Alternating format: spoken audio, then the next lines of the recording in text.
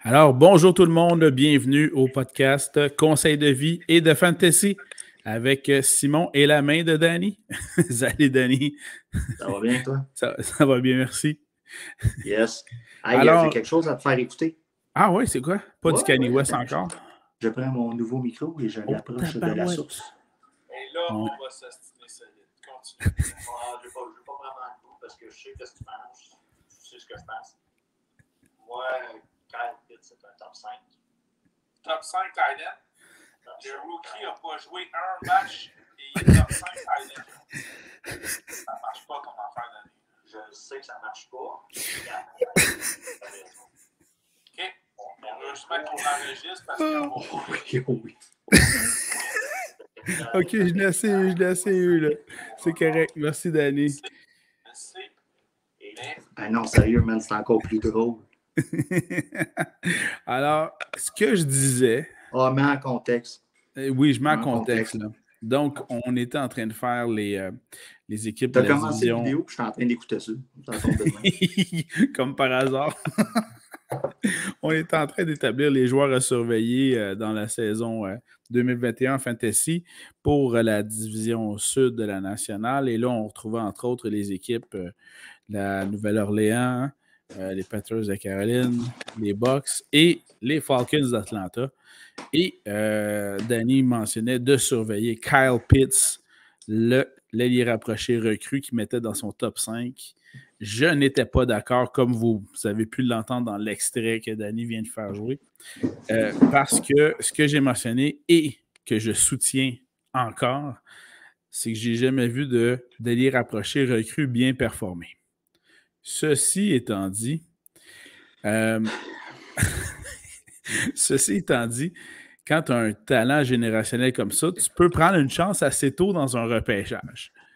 Et c'est exactement ce qui s'est passé hier dans notre autre repêchage. On a quelques poules ensemble, Danny et moi. Mais hier, dans notre pool, communément appelé le pool des beaux-frères, et je me suis lâché lousse et dès la deuxième ronde, j'ai repêché Kyle Pitts. Ceci dit, je ne suis pas encore convaincu qu'il va performer, mais je ne pouvais pas prendre la chance de ne pas le prendre. Time-out à l'histoire. Le premier choix de la deuxième ronde. Oui, tout à fait. OK, d'accord. Merci. Et puis, voilà. Moi, je ne suis toujours pas convaincu que ça va être le meilleur joueur de la décennie, mais est-ce que je pouvais prendre une chance de le laisser passer à d'autres? J'aime mieux le prendre et me casser la figure avec. Comme ça, je vais pouvoir dire aux autres, vous voyez, j'avais raison, il ne fallait pas le prendre tôt. Et je ne me serais pas écouté. Je me suis senti souillé, man. J'étais arrivé à la maison, il a fallu que je prenne une douche. T'as des chums qui ont pratiquement pleuré. Les gars, là, double vaccinés, toute la patente, ils ont pratiquement broyé. Mais c'est conseil de vie, practice what you preach. Effectivement, puis c'est ce qu'on va voir aujourd'hui. Et je vous conseille la toune de Testament à ce sujet-là. Ou celle de Barry White, c'est pour ça. Bon, on continue. D'accord, on continue. Donc, aujourd'hui, Fantasy Football, pool de football, c'est... les gars, ça réagissait. Je me suis dit, personne n'écoute ça. Puis là, ça a comme tout fait. Ils sont tous envirés vers moi. OK. Et pourtant, c'est là qu'on a vu qu'on avait un impact, finalement, qu'on était un peu plus écouté qu'on pensait. Du moins par 10 personnes, au moins. Il y en avait qui écoutaient pour savoir les stratégies, je pense. Oui. Mais donc, on était écouté par au moins 10 personnes, ce qui est quand même rassurant. C'est le fun. Ouais, c'est ça. C'est au moins ça. Mais donc, aujourd'hui, ce qu'on va voir, on va pouvoir ensemble voir les joueurs à surveiller en semaine 1 au niveau fantasy football. Et évidemment qu'on fait déjà depuis quelques temps quelques podcasts à ce niveau-là. On va continuer à le faire. Mais je souhaite de tout cœur ne pas perdre mon partenaire Danny là-dessus. Je sais que les recherchistes de Bonsoir l'ont approché pour qu'il puisse être invité. J'espère que tu vas pouvoir rester avec moi. Non.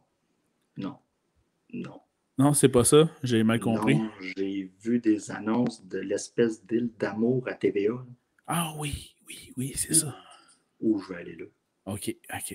Ben Oui, écoute, oui. tout ce que ton cœur désire, je te le souhaite. Et donc, Merci. poursuivons en espérant pouvoir te garder le plus longtemps possible dans ce podcast. Ça Avec devrait bien aller. Ça devrait bien aller. les joueurs à surveiller durant la semaine 1. Évidemment que les joueurs à surveiller en semaine 1, c'est toujours difficile. On n'a pas de comparable avec les nouvelles équipes donc de cette année. Par contre, on peut évidemment y aller avec les affrontements, puis également aussi les statistiques qu'on a connues lors de la saison dernière aussi. L'historique, dans le fond. Voilà, tout à fait. Puis ce qu'on va voir, entre autres, on va essayer de vous proposer des joueurs qui ne font pas partie des top 5, top 10 élites à chacune des positions, parce que sinon, c'est évidemment trop facile. Là. On ne vous mentionnera pas d'insérer Patrick Mahomes dans votre alignement, d'insérer Christian McCaffrey ou Davante Adams. Ça, on s'entend. Si vous avez ces joueurs-là, vous n'hésitez pas. Les joueurs élites, vous les mettez dans votre alignement, peu importe l'affrontement. Ce qu'on va essayer de vous suggérer, vous proposer, c'est des joueurs qui ne sont pas des joueurs élites, mais qui ont donc des bons match-ups, des bons affrontements cette semaine 1. Et on va y aller position par position. Commençons donc par les corps arrière à surveiller. Si tu avais un corps arrière à me proposer cette semaine, Danny, ce serait lequel en cette semaine 1? Honnêtement, je pense que j'irai avec Jalen Hurts. Ah, mon tabarouette. Quoi? Tu m'as piqué mon start of the week. Effectivement. Ah oui, tout à fait. OK. Parce que Atlanta n'est vraiment pas reconnu pour sa défensive. Et en plus, Jalen Hurts, ça va être ses jambes. Tu vas sortir les statistiques, j'en suis certain, surtout que c'était ton start of the week. C'en est un que j'aurais eu tendance, qu'on n'a pas repêché le top 10, là, ou borderline top 10 pour certains spécialistes, comme start of the week. Ensuite de ça, j'aime beaucoup le match-up de Trevor Lawrence. OK, oui. Contre Houston. J'avais aimé toute la saison les gens qui vont commencer leur match contre les Texans. Effectivement, je te comprends très bien. Écoute, même si on peut rester même dans le même match, là, Philadelphie-Atlanta, Matt Ryan est pour moi une très bonne option, comme QB2 là, ou comme Superflex. Et je vais m'essayer avec Sam Darnold aussi. Premier match contre le premier match avec ses nouvelles couleurs. Et voilà. En plus, quand tu affrontes les Jets, tu as toujours un petit aide. Exactement. Par rapport à l'historique. Et comme dernier, je pourrais proposer, là, je ne veux pas toutes les enlever, Fitzmagic. Ah, OK. Contre les Chargers. Il m'a beaucoup servi de dépanneur. Je l'ai repêché dans ton pot justement pour dépanner en cas de problème durant la saison. Puis pour moi, c'est un gars que tu peux commencer, le mettre dans ton alignement. C'est sûr que si tu es dans une ligue à 10 équipes, puis tu as seulement un QB habillé, puis tu habilles Fitzmagic, tu as eu un draft horrible. Là. Mais, on s'entend là-dessus.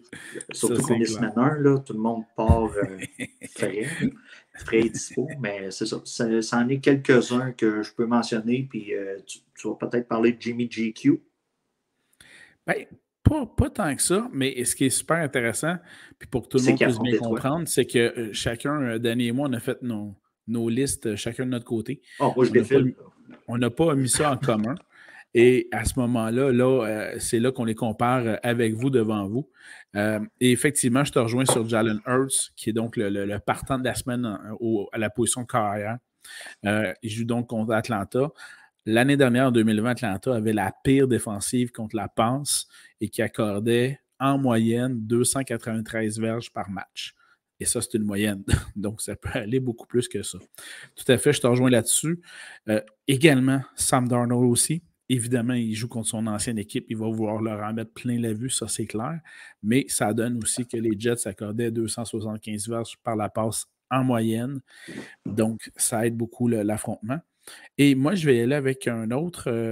Heureusement, tu ne l'as pas nommé, fait que je suis correct.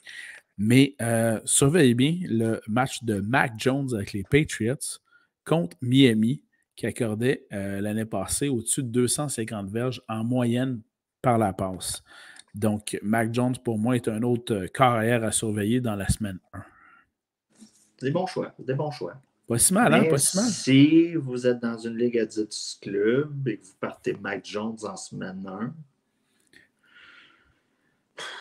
pour vous autres, là. Oui, La saison va être exactement. longue. La saison va être longue. Vous êtes Tout mieux à d'être fait. loadé en frais de running back, puis de wide receiver, puis de tight end, puis de kicker. Puis de... Effectivement, dans ce cas-ci, c'est vraiment plus pour les ligues, les superflex, les ligues à 2 carrières. Donc ça, les carrières qu'on vient de vous nommer vont pouvoir vous rendre un fier service en semaine 1 là, de ce côté-là. Si je peux me permettre, des départs que j'aime un peu moins. Oui. Josh Allen contre Pittsburgh, c'est pas sexy. Et Justin Herbert contre Washington, ça part pas bien. Hein? ça part pas bien. Une des meilleures défensives de la NFL. Je voulais les mentionner parce que les gars ont été quand même repêchés là, top 10 à la position, puis c'est quand même un départ rough là, à leur saison. Fait que c'est à considérer si vous avez ces deux carrières-là. Regardez vos autres options si jamais c'était possible. Évidemment, on va toujours habituellement habiller ces joueurs élites, surtout pour la première semaine, voir ce qui arrive. Mais n'attendez-vous pas à des grandes performances contre ces deux défensives-là. Là. Ça, c'est clair. Comme par exemple, moi dans ta ligue, j'ai Herbert puis j'ai Tannehill. Forte possibilité que j'habille Tannehill cette semaine. Pour la semaine 1. Contre Arizona, c'est tentant. Exactement, en plein ça. Bon, merci beaucoup, Danny. Allons voir les porteurs de ballon. Oui, vas-y, commence. Question que tu as pris tous mes choix. Oui, effectivement. Le partant de la semaine au poste de porteur de ballon, James Robinson. Et c'est là où est-ce que c'est un top 10 ou pas, selon certains experts, il sort en dehors du top 10. Je vais donc me servir de cette porte de sortie pour pouvoir l'identifier comme partant de la semaine. Il joue contre Houston, ton équipe préférée contre qui on aime jouer. L'année passée, Houston, en 2020, était la pire équipe contre le jeu au sol en accordant 160 verges au sol en moyenne par match. Donc, James Robinson devrait s'amuser grandement cette semaine en semaine 1. Je vais y aller également avec deux autres choix qui ne sont pas dans le top 10. Avec un joueur que personnellement tu apprécies beaucoup, qui joue contre les Raiders, un certain Gus Edwards, que tu as repêché hier dans mon pool. C'est ça qui est le fun. Gus Edwards joue contre les Raiders qui accordaient 125 verges par match l'année passée en moyenne. L'histoire que je l'aime beaucoup,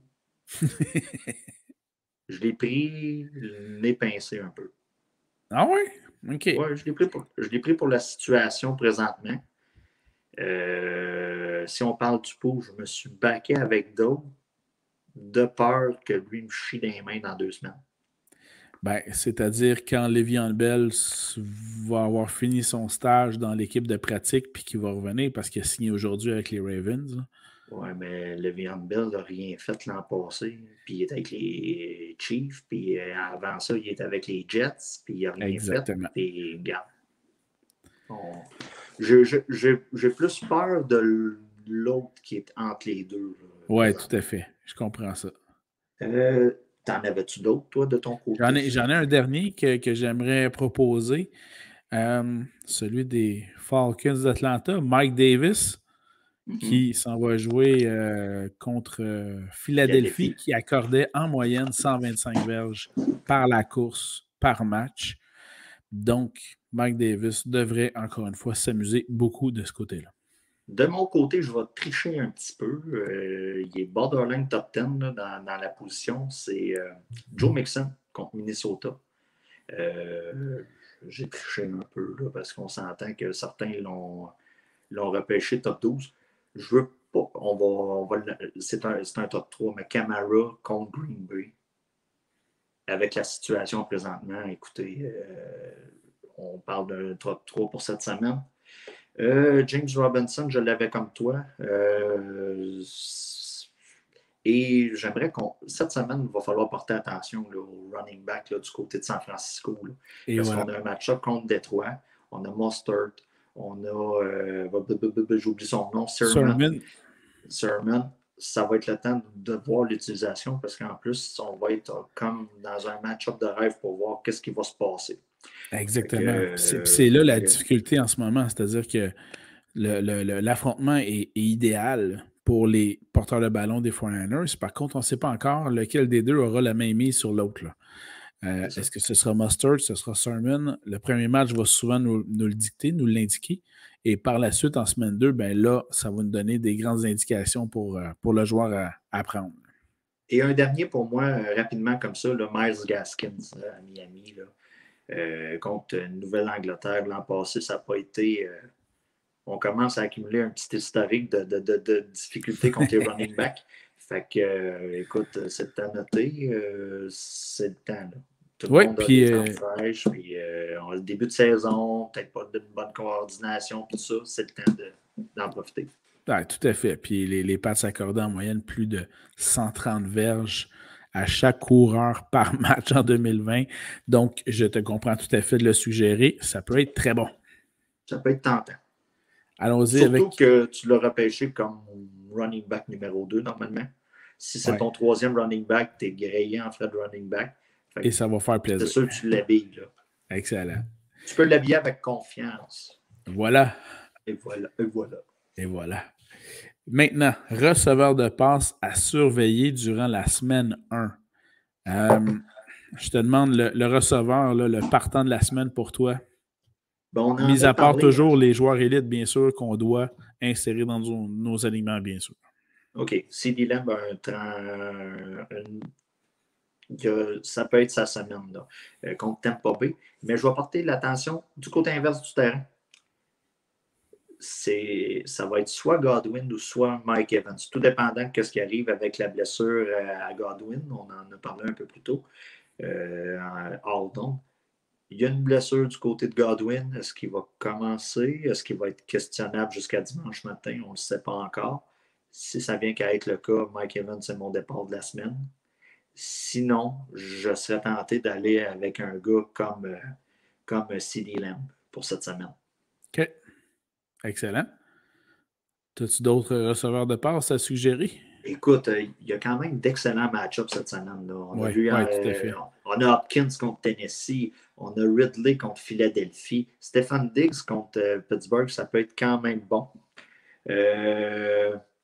Ensuite de ça, comme j'ai parlé, là, les wide receivers, là, soit Godwin ou Evans là, contre Dallas, ça peut être excellent. J'aimerais porter l'attention sur DJ Moore, qui est un gars que vous avez probablement comme troisième wide receiver. Là. C'est un match-up très intéressant et on en a parlé tantôt. Là. C'est un revenge game là, pour Arnold. Tout à fait. Ça peut être quelqu'un qui va être utilisé beaucoup de son côté. Et j'ai de la misère avec son nom. Ayuk. Oui, Brandon Ayuk. Brandon Ayuk. C'en est un autre là, que j'ai ciblé dans mes départs de la semaine. Ben, écoute, c'est très bon ce que tu as ciblé. J'en ai ciblé d'autres également aussi qui complètent ce que tu mentionnes. Entre autres, un choix un peu champ gauche, mais quand même, Michael Pittman avec les Colts. Non. Les Colts affrontent les Seahawks, qui étaient en 2020 la deuxième pire défensive contre la passe dans la ligue, en accordant en moyenne au-dessus de 285 verges par match. Et T.Y. Hilton ne sera pas là. C'est officiel. Il est blessé. Donc, Carson Wentz. Ça va être ça toute l'année. Ça va être toute l'année. Le carrière qui va être là, probablement Wentz, s'il est bien revenu, bien en santé, va pouvoir donc lancer à qui? Ben, ça va être Michael Pittman.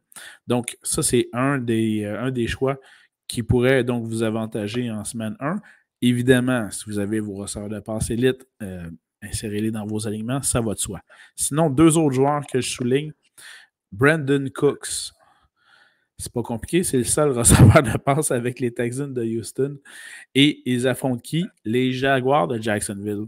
Ça, c'est les pendants des Texans de Houston que Danny aime bien, c'est-à-dire qu'il va pouvoir insérer dans son alignement tout joueur qui affronte les Houston. Et moi, de mon côté, j'insère dans mon alignement tout joueur qui affronte les Jaguars de Jacksonville. Donc, ça, c'est clair. Et en plus, Jacksonville accorde en moyenne au-dessus de 260 verges par la passe en moyenne. Et finalement, peut-être la recrue de l'année, offensive, mon receveur de passe, Devonta Smith, gagnant du trophée Heisman, qui est le receveur de passe numéro 1 des Eagles et qui affronte la pire défensive contre la passe en 2020, les Falcons d'Atlanta. Oui, moi je le vois dans un line-up, surtout qu'on a parlé de Jalen Hurts tantôt. Exactement. Et quand on va arriver dans le moment du tight end, on va parler probablement encore de Philadelphie. C'est ça, c'est des départs très intéressants. J'aimerais juste amener le contrepartie. Tout à fait. Des départs que j'aime un peu moins cette semaine pour certains wide receivers qui ont été quand même repêchés, le top 12. J'aime pas beaucoup Robert Woods contre Chicago. Bon point. Puis j'aime pas beaucoup Allen Robinson avec Dalton qui lance le ballon contre les Rams. J'avoue que Allen Robinson va être beaucoup plus intéressant quand Dalton sera mis sur la touche et que Justin Fields sera inséré dans l'alignement partant. Ce qui n'est pas le cas en semaine 1. Puis en long shot, OBJ cette semaine contre Kansas City. Ça pourrait être un match difficile. Oui, c'est ça. Moi, c'est comme mes... c'est la première semaine, on les repêche pour les mettre... on les repêche haut pour les mettre, mais je les habille pas avec confiance. Disons ça. Excellent. Ben, très bien, Danny, merci beaucoup. Et allons-y avec les alliés rapprochés. Non pas à rapprocher, mais bien à surveiller. Oui. Alors, qu'est-ce qu'on... mon départ de la semaine. Oui, vas-y donc. C'est un joueur que tu as sélectionné en deuxième ronde, premier choix total. Mon départ de la semaine est Kyle Pitts. Pour de vrai, à ce point-là? Ben, j'aurais pu parler de Logan Thomas aussi. Ou de Dallas Goedert. Mais là, Goedert, il y a Hurts d'un genre qui est revenu des bonnes grâces de Philadelphie. C'est excusé à peu près à tout le monde qui a pu s'excuser. Il a même été s'excuser à la cloche. Fait il y a des rumeurs qui disent qu'il s'est excusé à la statue de Rocky à Philadelphie aussi. Aussi. Non, c'est ça. Je faisais des... Écoute, cette semaine, c'est Kelsey. T'en as un habillé, c'est Kelsey contre Cleveland. Ça, mais si tu n'as pas repêché Kelsey dans les 2 premières rondes, Kyle Pitts, c'est une excellente option. Goddard est une excellente option. Logan Thomas en est une. Puis Tyler Higbee. Excellent. Mais la position est...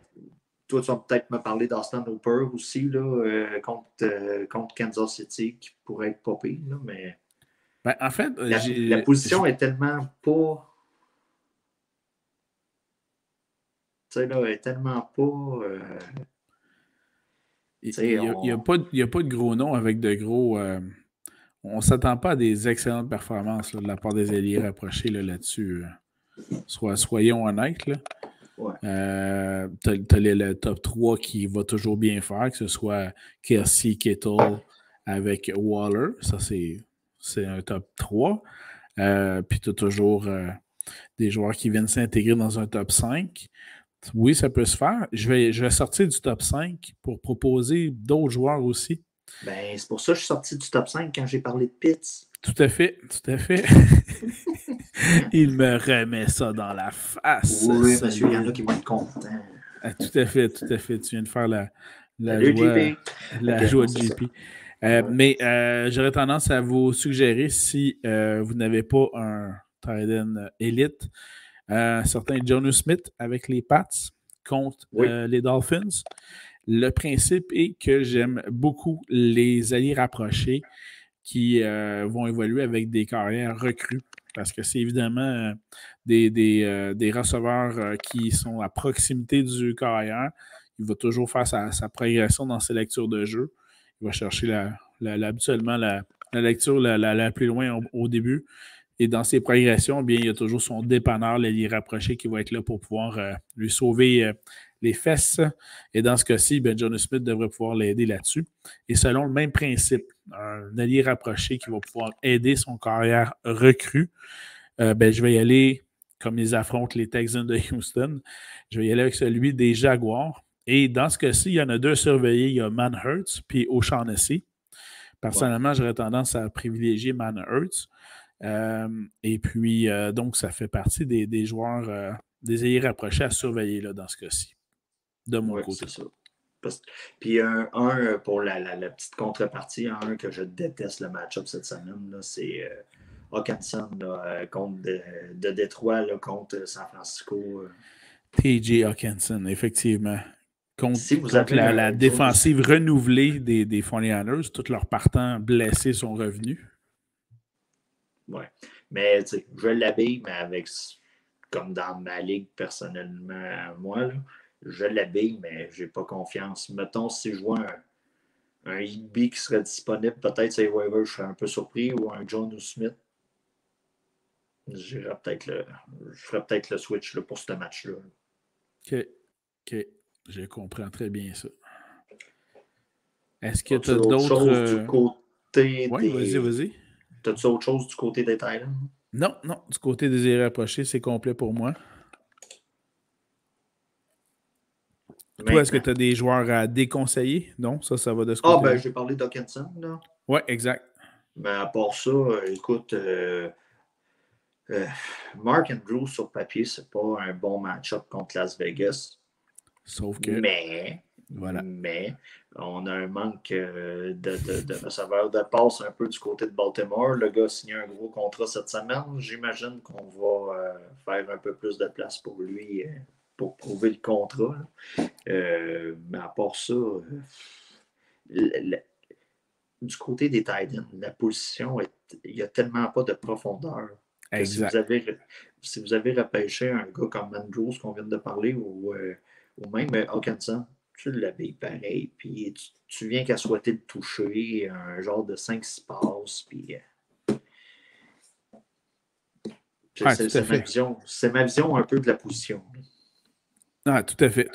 Puis il y a d'autres affrontements qui sont pas particulièrement favorables à certains alliés rapprochés, mais comme il n'y a pas de profondeur, vous allez sans doute probablement les habiller. Je pense à Mike Gesicki des Dolphins qui joue contre les Patriots. Tu vois, j'en ai pas parlé parce que tu avais parlé de... Ouais, mais tu sais, si tu as Gesicki, puis c'est ton seul, puis c'est pas ton backup... Ben là, tu n'as pas le choix. Tu n'as comme pas le choix. Sinon, je pense à Noah Fant à Denver. L'affrontement, le match-up n'était pas merveilleux non plus aussi. Mais si c'est votre meilleur, vous n'avez pas le choix, vous l'habillez. Comme Danny l'a bien spécifié, la profondeur est inexistante ou presque au poste d'allié rapproché. Donc, vous n'avez pas le choix. Mais si, par exemple, vous avez Noah Fant et après ça, vous avez, je ne sais pas moi, Kyle Pitts, ben là, vous y allez avec Kyle Pitts là, dans ce cas-ci. Oui, c'est ça. Il n'y a pas autre chose à ajouter, je pense, du côté. Fait que si je peux conclure par un petit conseil de vie pour la semaine 1, vous pouvez toujours cibler des joueurs dans vos pools de football, mais essayez de cibler aussi les joueurs à qui, les participants du pool à qui vous voulez enlever ces joueurs-là aussi. Ça, c'est super important. C'est ce que j'ai pu constater hier en repêchant Kyle Pitts, entre autres aussi. C'est ça. Attendez d'avoir le joueur avant de commander un chandail officiel. Ouais, pour la petite histoire, j'avais déjà commandé le chandail, mais bon, heureusement, j'ai pu l'avoir, mais je pense que je n'étais pas tout seul à avoir commandé le chandail non plus du joueur en question. Alors, on verra, mais bon, l'avantage, c'est qu'en l'ayant commandé pour moi-même, j'aurais pu le donner à la personne qui l'aurait repêché, ça n'avait pas été moi, puis le chandail aurait fait à cette personne-là de toute manière. Fait que ça, c'est un avantage là-dessus. Bon, maintenant, as-tu une section kicker? Ben écoute, vas-y, j'en avais pas, mais vas-y pour toi. Je suis certain que tu as des suggestions quand même. Moi, je suis de ceux qui croient qu'il faut donner de l'amour au kicker. C'est bon, ça? Jason Myers à Indianapolis. Ah oui, OK. C'est un très bon match-up en tant que kicker. Je ne peux pas croire qu'on parle de kicker. Ensuite de ça,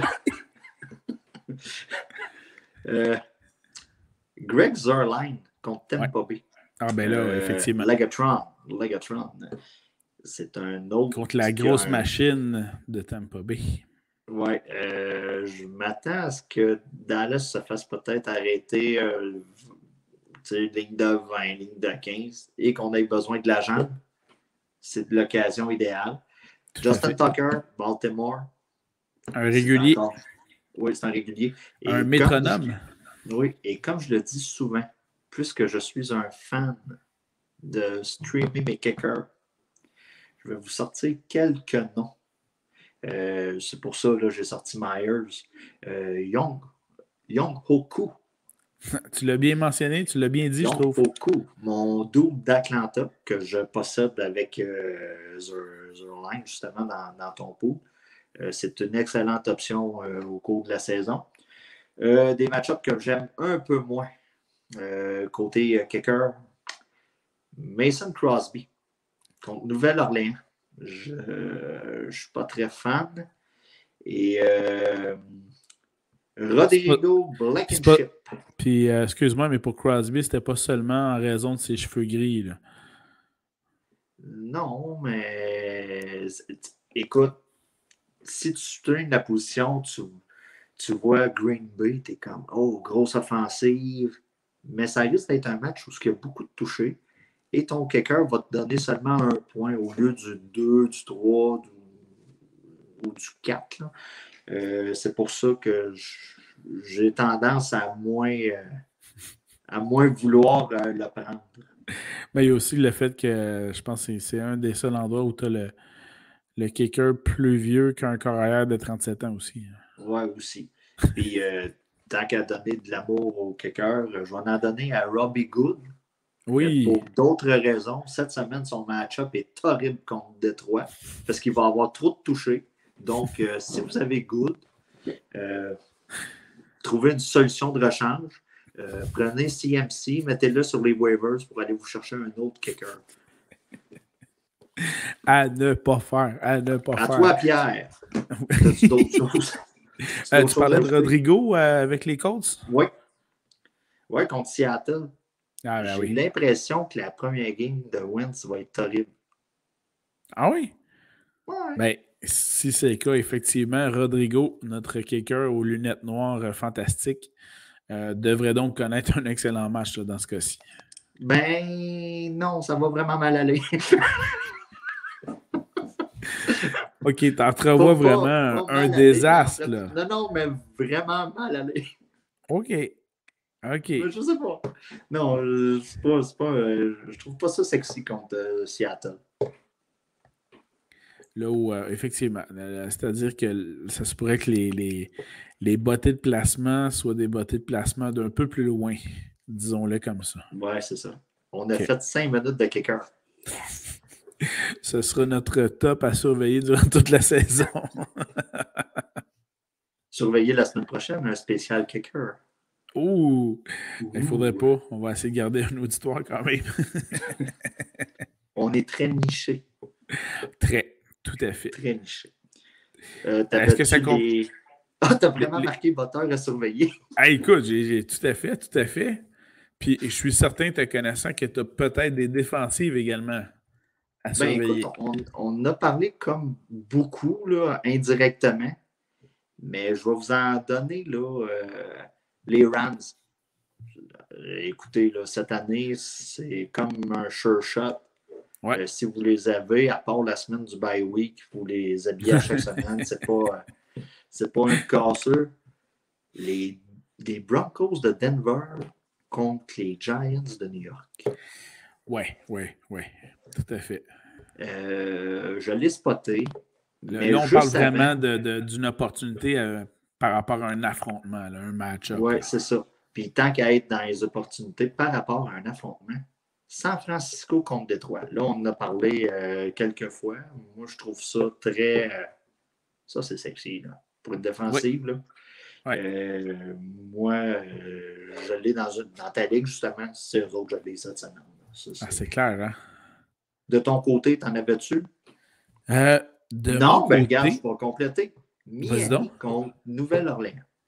Pas Nouvelle-Orléans. Nouvelle-Angleterre. Ouais, je me suis trompé de coin. Ouais. Nouvelle-Angleterre. C'est le premier match d'une recrue. Si vous êtes mal pris, vous le voyez déjà disponible, vous pouvez l'essayer. Ça peut être une bonne option là, pour cette semaine. Il va avoir des sacs, il va avoir des interceptions. Peut-être un pick six qui va vous donner, qui va vous permettre là, de rester à 10-12 points là, pour la position. Là, ça peut être à pas négliger là, en frais de première semaine parce que pour moi, c'est la semaine la plus difficile un peu à gager. Exact. Tout à fait. On parlait tantôt de San Francisco, qu'est-ce qui arrive dans le champ arrière. On n'a pas trop. On a une idée, mais on n'est pas trop sûr. Il y a plusieurs comités qu'on va voir l'utilisation que les coachs ont prévu. Parce que on a fait nos petits reportages avant, puis c'était comme un 60-40, un 70-30, mais là, on va en avoir plus le cœur net. La première semaine, c'est tout le temps un peu touché. Là. Tout à fait. Tout à fait. Si je complète dans les défensives, ce que j'identifie rapidement, je pense à celle des Ravens qui affrontent les Raiders de Las Vegas. Je pense que les Raiders se cherchent encore. D'ailleurs, même dans l'entre-saison, ils ont tenté d'acquérir à nouveau Khalil Mack qui avait échangé aux Bears. Ça donne une idée là, de ce côté-là. Et j'aurais tendance, ceux qui sont mal pris en termes de défensive, celle des Vikings qui affrontent les Bengals de Cincinnati. C'est le retour au jeu de Joe Burrow qui a donc eu un ligament déchiré l'année passée au genou. La ligne offensive s'est pas grandement améliorée. On a un receveur de passe qui a des savons dans les mains. La seule bonne arme offensive des Bengals, c'est Mixon. Donc, pour ceux qui sont en manque de défensive, jetez un coup d'œil du côté des Vikings. Attends. Rewind, qu'est-ce que tu as dit? Un receveur de passe qui a des savons dans les mains? Oui, OK. Bon, mettons que Chase échappe les ballons. Oui. T'as T. Higgins? Oui. T'as Boyd? Oui. C'est qui le tight end déjà? Uzuma. Ce sera pas si pire. Ils sont pas si mal, mais encore là, Joe si Burrow revient d'une blessure. La ligne offensive ne s'est pas améliorée. Puis Ja'Marr Chase, au milieu de la saison, tu vas dire Caroline, j'aurais dû le drafter. Ben oui. Moi, ce que je pense, c'est que les Bengals vont se dire au milieu de la saison, j'aurais dû drafter Penny Sewell, le meilleur joueur de ligne offensive qui était disponible à mon repêchage de l'NFL. J'ai préféré jouer body, aller chercher le body à mon carrière. Mais tant que je ne me ferai pas protéger, je n'aurai pas le temps d'y lancer le ballon à mon body. Ouais, je sais, mais regarde, je pense qu'on est un peu trop vite sur Ja'Marr Chase. OK, pas de problème. C'est ma position là-dessus. Le gars arrive dans un nouvel environnement. C'est carrément un autre niveau de jeu. Le gars, il faut qu'il se fasse une tête avec ça. Le gars est trop talentueux pour faire patate. Je comprends. Mais pour la semaine 1, si vous êtes en manque de défensive, jetez un coup d'œil du côté du Minnesota. Ça pourrait vous donner un petit coup de main. C'est qui tes wide receivers dans ta ligue? Qu'est-ce que tu veux dire? Dans ta ligue là, qu'on a drafté hier, c'est qui tes wide receivers? Moi, j'ai Davante Adams avec Devonta Smith. Ouais. Puis après ça, je les calcule plus parce que c'est les deux seuls que je vais utiliser dans la saison. Ah ben tu vois, moi j'aurais drafté Chase. Avant Smith? Non, pas avant Smith, là. OK. Ben, après sûr ça. Que tu sais même plus leur nom, là, qu'il faut t'aller consulter. Oh, ouais. Ben, écoute, j'ai hâte de voir. Il y a des joueurs comme ça que tu préfères que ce soit quelqu'un d'autre qui le prenne, puis tant mieux s'il performe, mais que j'étais craintif à prendre, là, tu sais. Ouais, il y avait tellement de besoin. Ah, pauvre gars. Mais non, c'est ça. Non, toi, pour les défensives, t'avais-tu d'autres choses à ajouter? Non, ça fait le tour de mon côté pour les défensives. Et si je ne me trompe pas, ben, ça fait le tour pour tous les joueurs qu'on aurait à proposer ou à surveiller pour la semaine 1. Oui. De mon côté, je trouve que c'est le meilleur temps de l'année. Les repêchages sont faits. On a vu les chums comme hier. Ouais. C'était super. Tout à fait. Puis là, tout le monde est comme sur le même pied d'égalité. J'ai encore une fiche positive. Il y en a déjà qui se voient trop en l'air. Il y en a qui se voient trop dans la cave. On entend des genres de paris, hein, Jacksonville. Oui. Oui. Je commence à ramasser de 30$. Prépare ton argent. Oui.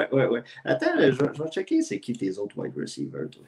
Ah, écoute, il n'y a pas grand-chose à souligner là-dessus. T'as Sutton? Ah, c'est vrai. Courtland Sutton, c'est quand même un choix assez solide. Sutton, puis t'as Jacoby Myers. Exactement, qui devrait techniquement connaître un bon match avec Mac Jones contre les Dolphins cette semaine. Donc, c'est pas à dédaigner, mais en ayant Dalvin Cook et Najee Harris, mon succès devrait passer par le jeu au sol cette année. Oh. Mais j'ai bien hâte de voir ça. Bon, ben là-dessus, mon cher, un grand merci à toi. Merci à toi. As-tu un petit conseil de vie en terminant pour nous autres?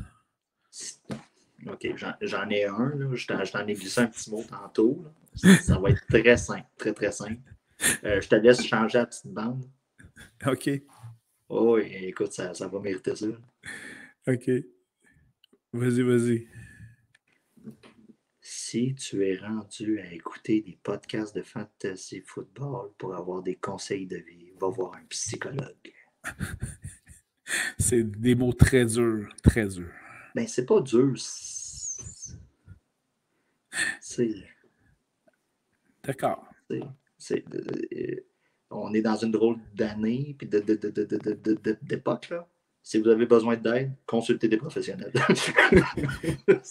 Et donc, des professionnels, évidemment, que nous ne sommes pas dans ce cas-ci. Ça, c'est très clair. Aucunement. Voilà. Ben, un grand merci, Danny, pour cette belle édition de podcast. On espère se retrouver, évidemment, la semaine prochaine pour les joueurs surveillés lors de la semaine 2. Puis ceux qui ont fait patate cette semaine là, qu'on a parlé. Là. Puis Ja'Marr Chase, là, avec son 150 verges sur 8 passes attrapées, là. Son 2 touchés. Là. Ben, n'hésitez pas à nous écrire. Ben là, il échappait des ballons tout le temps du pré-saison. Là. J'ai regardé mon Twitter, là, puis il échappait des ballons. Là. Puis là, ça faisait des jokes de COVID. Et de savon. Ben, n'hésitez pas justement à nous écrire sur la page Facebook Conseil de vie de Fantasy, sur la chaîne YouTube également aussi. Ça va être un... Hey, si tu penses me drafter ça de bonne heure, m'a laissé un autre. On va garder ça sur tape. C'est ça. Et également, notre site web est bientôt disponible sur les plateformes audio de podcast également aussi. Pornhub.com, section Brandy Love. On en a parlé hier. Sérieusement, là, ton move de Kyle Pitts, là, ça en a débiné, là, des larmes à l'œil, tout ça. Puis il a fallu parler de Brandy Love pour les ramener, ces gars-là. Et voilà, exactement. On les a ramenés dans le droit chemin avec ça. C'est ce qu'on a dit. Il était droit. Ça, c'est clair. Merci, Danny. Bonne soirée. Yes, sir. OK, bye.